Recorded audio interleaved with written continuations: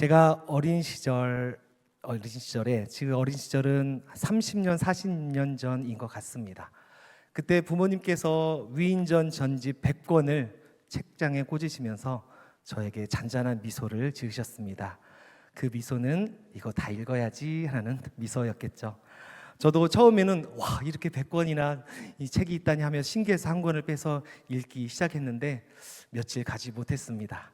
아마도 부모님께서는 그 책을 통해서 또 위인들의 삶을 또 배우길 원하셨을 것 같은데요. 결국 그 전집은 책꽂이에 계속 꽂혀서 장식품이 되었습니다.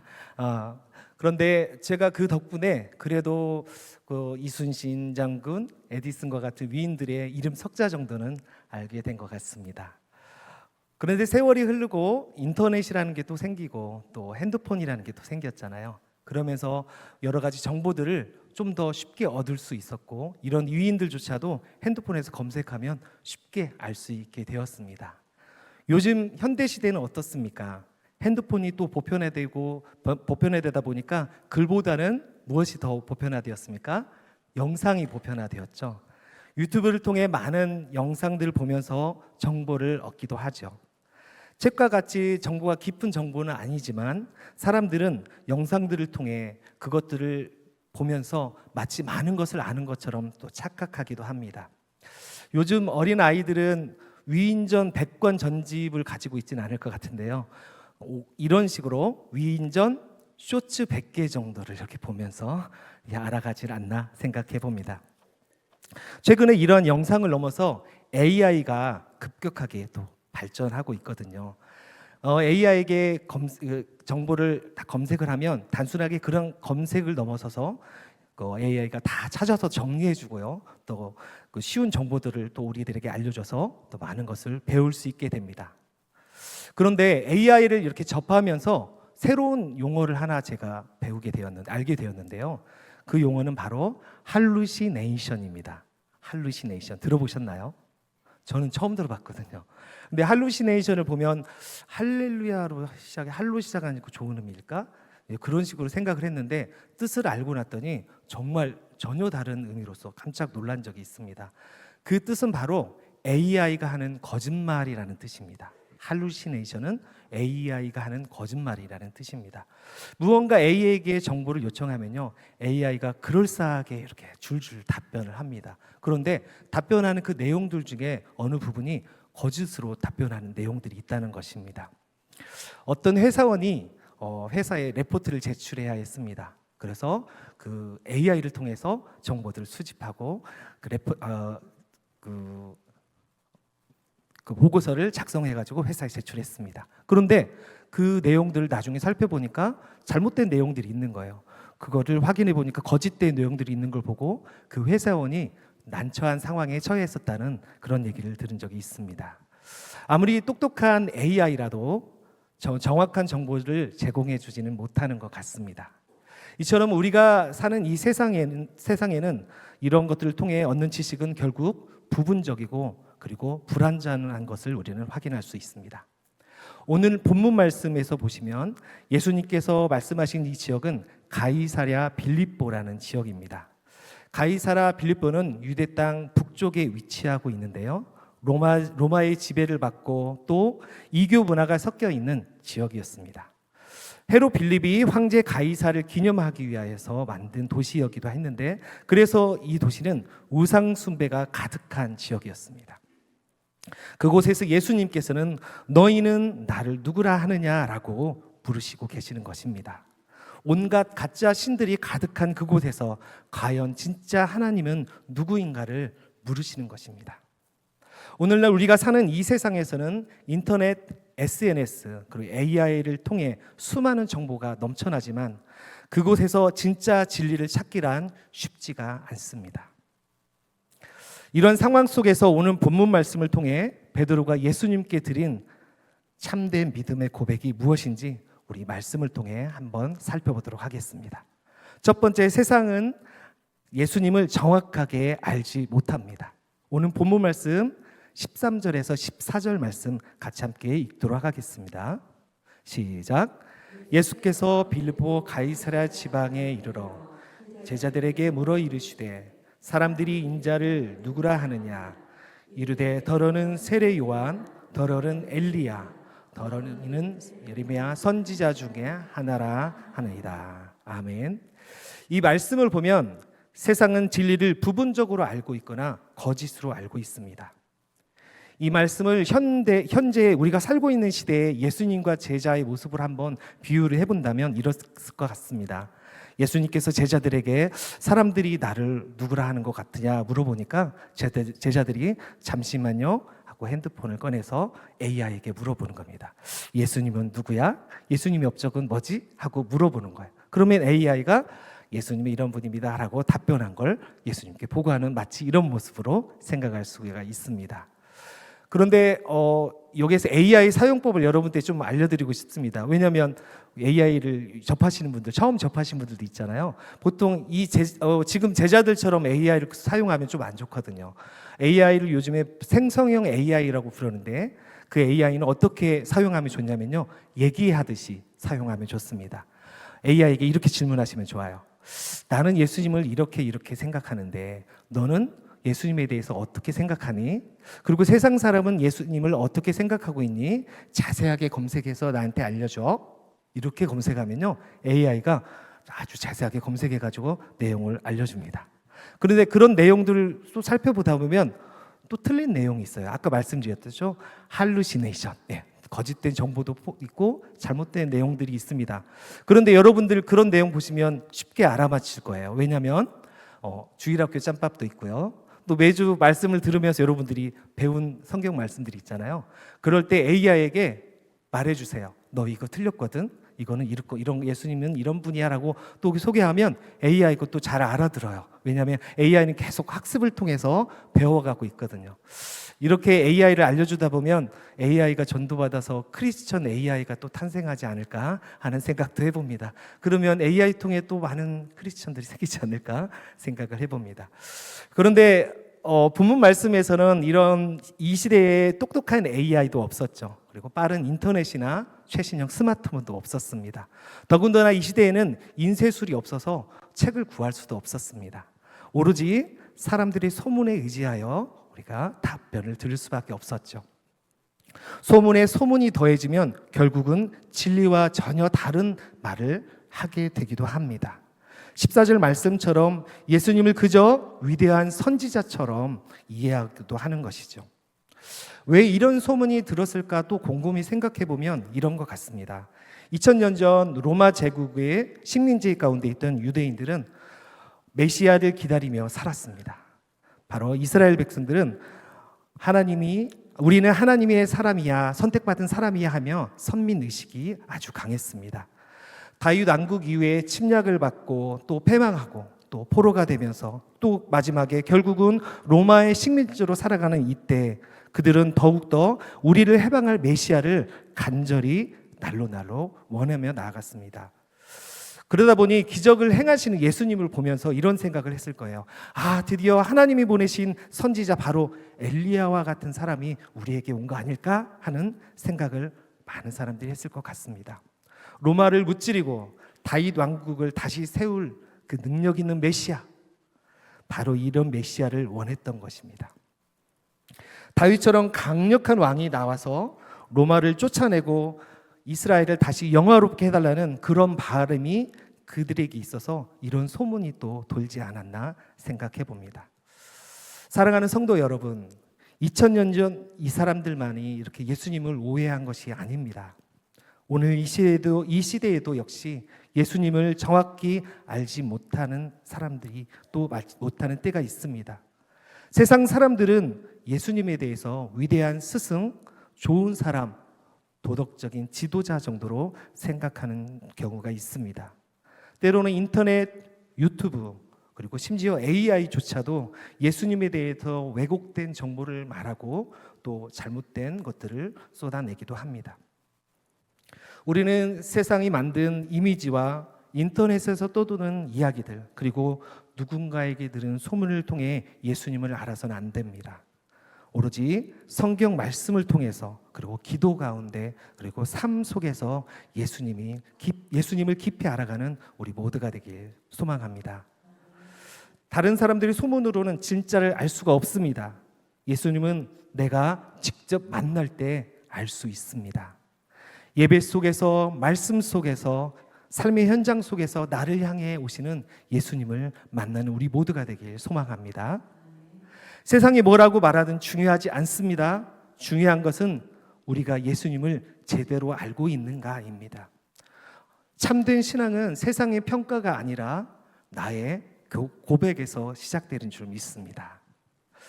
두 번째로 우리가 살펴볼 부분은 진리이신 예수님을 만나야 합니다. 오늘 본문 15절과 16절 말씀을 함께 읽도록 하겠습니다. 시작. 이르시되 너는 나를 누구라 하느냐? 시몬 베드로가 대답하여 이르되 주는 그리스도시요 살아계신 하나님의 아들이시니이다. 아멘. 이 본문 말씀에서 베드로의 고백인 주는 그리스도시요 살아계신 하나님의 아들이시니이다 라는 이 말씀은 하루아침에 나온 고백이 아닙니다. 베드로가 예수님과 걸어왔던 그 시간들과 그리고 경험하고 깨닫고 변화된 삶의 결과인 것입니다. 오늘 본문 말씀에서 베드로의 고백인 주는 그리스도시요 살아계신 하나님의 아들입니다라는 말이 바로 우리들이 함께 고백해야 될 참된 믿음의 고백인 줄 우리는 확인할 수 있습니다. 복음서에 보면 베드로가 제자들의 대표로 나오는 모습들이 있습니다. 그런데 이 베드로가 특별해서 그렇게 된 것이 아닙니다. 오히려 베드로는 무식하고 다혈질이고 또 성급하고 실수도 많은 사람이었습니다. 그렇지만 예수님과 깊은 관계를 하며 지내며 그런 관계를 형성했기 때문에 그 베드로가 제자들 앞에서도 적극적일 수가 있었습니다. 여기서 우리는 이전에 베드로가 예수님을 만났던 그때를 다시 한번 확인해 볼 필요가 있습니다. 요한복음 1장 41절 42절을 보면 베드로의 형제인 안드레가 먼저 예수님을 만났습니다. 우리가 메시아를 만났어 라고 말하며 베드로를 데리고 오죠. 예수님은 베드로를 보자마자 이렇게 말씀하십니다. 내가 요한의 아들 시몬이니 장차 게바라 하리라 라고 말씀하십니다. 여기서 게바는 베드로를 뜻하고 그리고 바로 반석이라는 의미를 가지고 있습니다. 예수님은 먼저 베드로에게 다가오셨고 그의 인생을 새롭게 바꿔주셨습니다. 그는 어부였고 배우지 못했고 다혈질이었지만 예수님은 그를 반석이 될 사람으로 불러주신 겁니다. 이 만남이 바로 베드로의 변화의 시작이었습니다. 그리고 누가복음 5장 1절에서 11절 말씀까지를 살펴보면 갈릴리 바닷가에서 밤새도록 고기를 잡았지만 아무것도 잡지 못했던 베드로와 어부들을 우리가 볼 수 있습니다. 예수님이 깊은 데로 가서 그물을 던지라라고 말씀하셨을 때 그의 마음속에는 의심도 있었지만 베드로는 이렇게 고백합니다. 말씀에 의지하여 내가 그물을 내리리이다 라고 고백합니다. 그 순간 그물이 터질 만큼 물고기가 잡혔습니다. 그 후에 베드로는 예수님 앞에 털썩 무릎을 꿇습니다. 주여 나를 떠나소서 나는 죄인으로소이다. 이 고백을 하는 베드로를 볼 수 있습니다. 이때 베드로는 예수님의 능력과 예수님의 거룩하심 그리고 자신의 죄된 상태를 보았습니다. 이것이 예수님과의 만난 최초의 인격적인 만남이었습니다. 베드로의 믿음은 예수님의 능력을 먼저 체험하고 시작된 것이 아닙니다. 이 죄의 고백 이후에 오는 본문 말씀에 나타난 고백을 할 수 있는 토대가 된 것입니다. 베드로는 죄를 고백한 이후에 예수님과 동행하며 여러 가지 기적을 체험하고 예수님의 그리스도이심을 점차적으로 알아갈 수 있었습니다. 예수님과 함께 지내며 베드로는 풍랑을 잠잠케 하시는 기적을 또 보고 무리를 걷게 하시는 기적도 보고요. 오병이의 기적 등 여러 가지의 예수님께서 하나님의 권능을 행하시는 것들을 직접 눈으로 목격했습니다. 그 경험은 베드로 안에 예수님은 단순한 스승이 아니라 참 하나님이시다라는 확신을 더 굳건하게 만들었던 것입니다. 모든 인생의 여정의 결론이 바로 오늘 본문 말씀 16절의 고백인 것 같습니다. 주는 그리스도시요 살아계신 하나님의 아들이니이다. 아멘. 이것은 정보를 통해 체험에서 나온 고백이 아닙니다. 지식이 아니라 관계에서 나온 참된 고백인 것입니다. 소문이 아니라 자신 눈으로 본 그 진리를 고백한 것입니다. 이 고백은 예수님을 계속 만나고 예수님과 동행하고 예수님과 깊이 경험한 사람이 말할 수 있는 고백인 것입니다. 그렇다면 우리는 예수님과 어떤 만남을 가지고 있습니까? 어떤 관계를 예수님과 맺으며 살고 계신가요? 그리고 여러분들은 예수님을 어떻게 알고 계신가요? 교회에 처음 방문한 성도님이 만약에 예수님을 만난다면 이렇게 말하지 않을까요? 예수님 처음 뵙겠습니다. 말씀 많이 들었습니다. 능력이 최고라고 이런 식으로 말하지 않을까 생각이 됩니다. 그리고 교회에 가끔 나오시는 성도님들이 예수님을 만나면 이렇게 고백할 것 같은데요. 예수님 오랜만이에요. 잘 지내셨어요? 연락을 드렸어야 되는데 제가 너무 바빠서 이렇게 말하지 않을까 생각됩니다. 그런데 예배에 열심히 참여하고 기도도 열심히 하고 또 예수님과 삶 속에 늘 함께하는 성도님들은 이런 고백을 하지 않을까요? 예수님 사랑합니다. 제 마음 아시죠? 예수님과 동행하니 정말 행복해요 라고 고백하지 않을까요? 그런데 여기서 중요한 것이 있습니다. 그것은 바로 우리가 예수님을 만날 때 인격적으로 만나야 한다는 것입니다. 예수님 시대에 예수님을 만난 사람들은 많이 있습니다. 예수님의 말씀을 듣기 위해서 많은 군중들이 예수님과 있었고요. 예수님을 아는 가까운 사람들이 예수님과 함께 했었죠.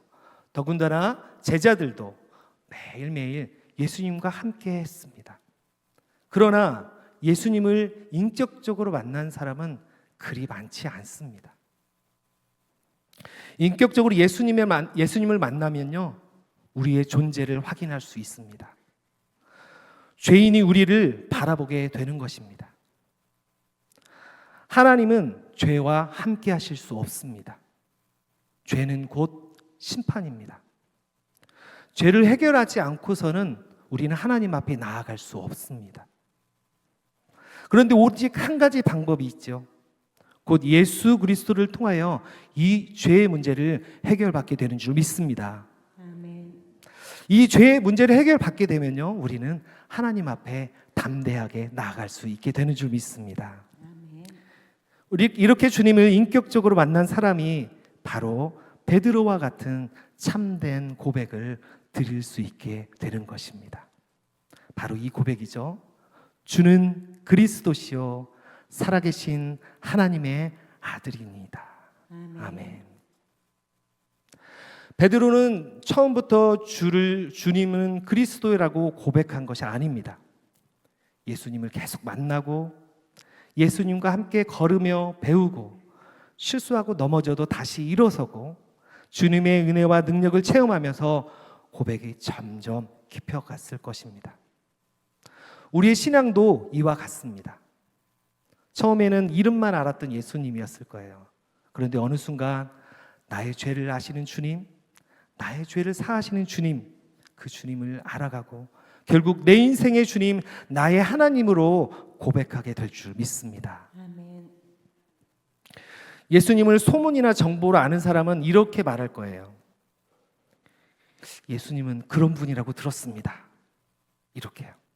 그러나 예수님을 인격적으로 경험한 사람은요, 이렇게 고백합니다. 예수님이 제 인생을 이렇게 바꾸셨습니다 라고요. 아멘. 예배의 감격, 기도의 응답, 말씀을 깨달는 삶 속에서 경험하는 그 은혜들, 이 모든 것이 주는 그리스도시오라는 참된 고백으로 드려지게 하는 줄 믿습니다. 아멘. 아멘. 베드로의 고백은 그저 성경 속의 문장이 아닙니다. 주는 그리스도시요 살아계신 하나님의 아들이십니다. 이 고백은 바로 나의 고백, 우리 가정의 고백, 우리 교회의 고백이 되어야 될 줄 믿습니다. 아멘. 이 고백을 할 때 우리는 참된 신앙의 소유자로 나아가게 되는 줄 믿습니다. 예수님을 인격적으로 만나고 경험하고 동행하는 우리 모든 성도님들이 되길 주님의 이름으로 축복합니다. 아멘. 세 번째, 하나님의 일을 감당하게 하십니다. 오늘 본문 17절과 20절 말씀을 한 목소리 읽어보도록 하겠습니다. 시작. 예수께서 대답하시고 이르시되 바요나 시몬아 내가 복이 있도다. 이를 내게 알게 한 이는 혈육이 아니요 하늘에 계신 내 아버지시라. 또 내가 내게 이르노니 너는 베드로라. 내가 반석 위에 내 교회를 세우리니 음부의 권세가 이기지 못하리라. 내가 천국 열쇠를 내게 주리니 내가 땅에서 무엇이든지 매면 하늘에서도 매일 것이요 내가 땅에서 무엇이든지 풀면 하늘에서 풀리라 하시고, 이에 제자들에게 경고하사 자기가 그리스도인 것을 아무에게도 이르지 말라 하시니라. 아멘. 예수님께서는 베드로에게 축복하시며 이렇게 말씀하십니다. 베드로야, 네가 방금 한 그 고백 위에 내가 교회를 세울 거야. 그리고 너에게 천국 열쇠를 줄 거야. 이렇게 말씀하고 계십니다. 예수님께서 베드로에게 주신 이것은 개인적인 영광이 아닙니다. 바로 그 고백 위에 세워질 교회와 그 고백을 전한 자에게 주어질 바로 그 천국 열쇠인 것입니다.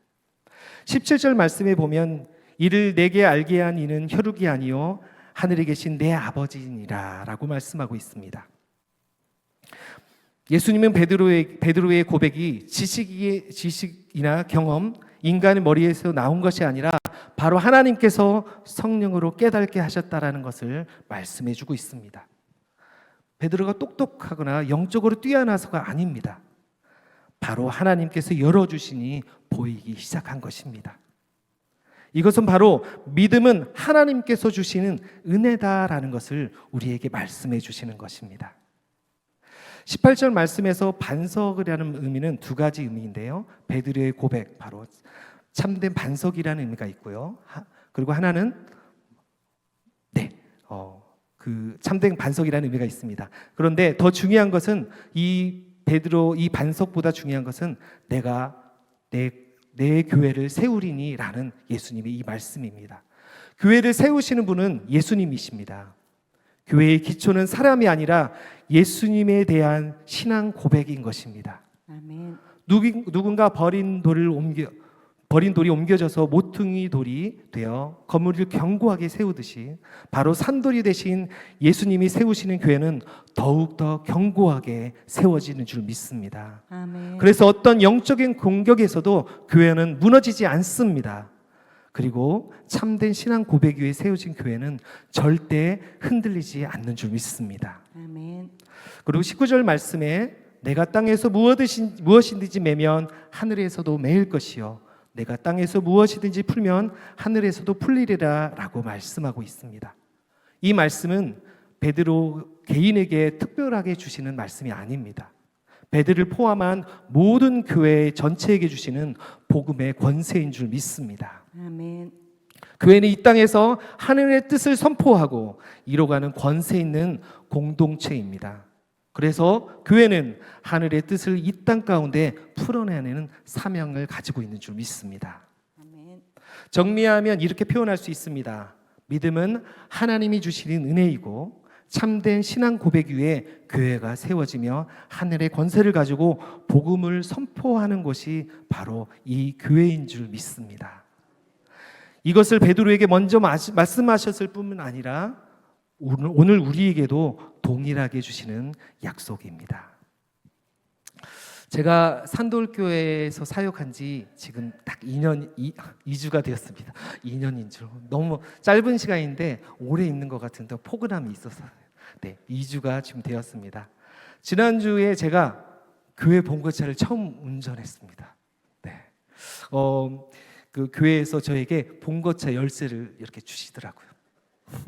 사실 제가 사역하기 전에 교회에 몇 번 방문한 적이 있었습니다. 그런데 어떤 키 작은 여자 목사님께서 농담 섞인 말로 이런 말을 했습니다. 저 전도사님은 왜 사무실도 안 들고 본당 위로 올라가지? 이렇게. 네.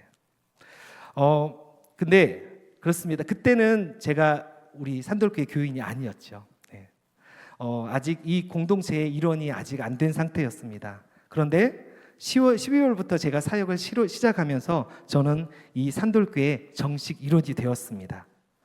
그 증거로 천국 열쇠는 아니지만 자동차 열쇠를 제가 받게 된 것입니다. 참 뿌듯한 순간이었습니다. 그렇습니다. 우리는 하나님 나라의 백성입니다. 아멘. 아멘.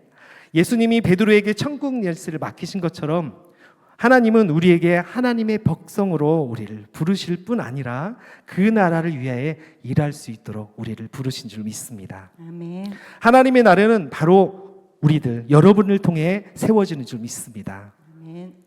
하나님의 나라는 우리의 믿음 위에 견고하게 세워지는 것입니다.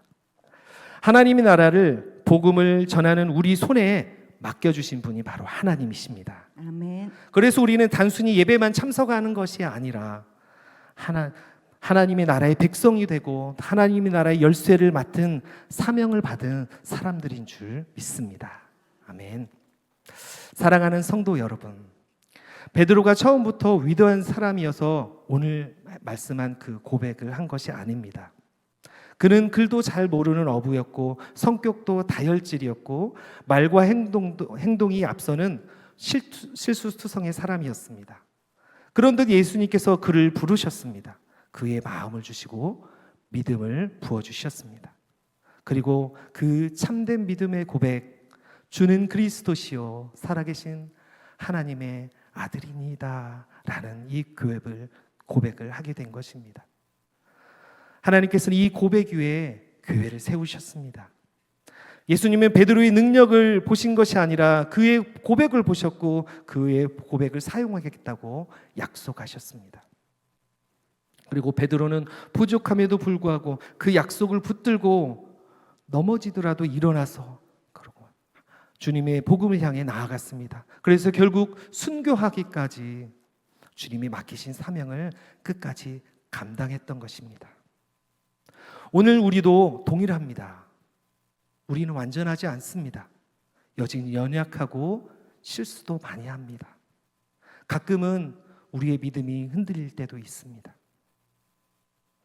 그러나 주님은 우리에게 믿음을 더해주시고 우리의 고백을 사용해서 교회를 사용하시는 줄 믿습니다. 그리고 이렇게 말씀하십니다. 너는 이제 하나님의 백성이야. 내가 너에게 맡긴 사명을 감당해라 라고 우리에게 말씀하십니다.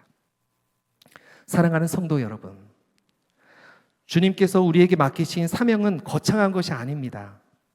주님을 고백하는 그 마음, 그 믿음으로 하루를 살아내는 것이고 나에게 주어진 자리에서 복음을 드러내는 것입니다. 그리고 하나님 나라 백성으로서 끝까지 그 길을 걸어가며 사명을 감당하는 우리 모두가 되어야 될 줄 믿습니다. 아멘. 오늘 이 말씀 앞에서 우리는 결단하였으면 좋겠습니다.